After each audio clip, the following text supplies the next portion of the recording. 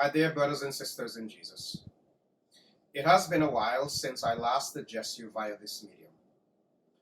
Over the past few months, our world has experienced what may be described as truly turbulent times. Our normal ways of doing things have been disrupted, and, understandably, many of us are becoming increasingly frustrated by the restrictions imposed by the health authorities. Some have even questioned why the church has sought to mandate that certain measures be put in place, especially when government is saying that these are optional. I want to take a few minutes just to explain the church's perspective and ask that you give your attention. The Seventh-day Adventist Church has always been an organization that promotes healthful living. Our health practices have long been ahead of the state, and it is no wonder that in many areas, Seventh-day Adventists live 5 to 7 years longer than the average population.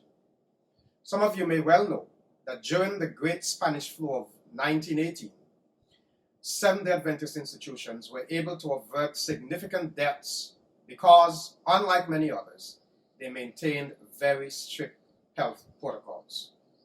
Today, across the South Leeward Conference territory, we are blessed to have been gifted by a number of medical personnel in our various congregations who have leading positions in the various nation states that make up our conference.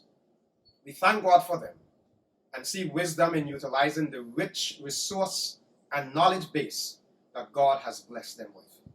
Last Thursday, this team of medical personnel from around the conference met to review our protocols and to make recommendations.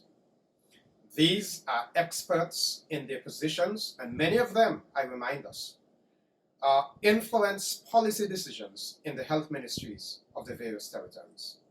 I want to ask us to heed the counsel that they give. I'm aware that the restrictions may be painful, but it is always better to err on the side of caution. May I remind us that COVID kills. We do not want even a single individual to lose his or her life when it could have been avoided.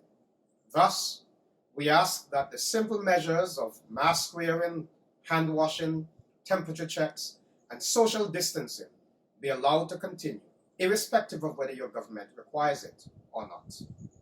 Let us bear in mind that we still know very little about this virus and how it functions. Every territory in our conference has now had at least one new case after several weeks without a positive test. This should tell us that we need to be careful and mindful. The temperature check, for example, may just save your life. A friend of mine, in fact, this week, had a temperature check, and it turned out that his temperature was so low, he had to be rushed to the emergency room. The doctors revealed that had it gone undetected for much longer, he would have died. My appeal to us is to exercise wisdom and cooperate with the protocol. We are all inconvenienced by them, I'm aware, but they are for our good. As Seventh-day Adventists, we are unique, we are distinct. As God's people, we are called to lead. If we are doing what others are not doing, it's okay. That is because we value your health and safety. I'm counting on us to follow the protocol and take the lead. God's richest blessings to you all, and do have a happy Sabbath. I am Dr. Carson Green, your president. God bless.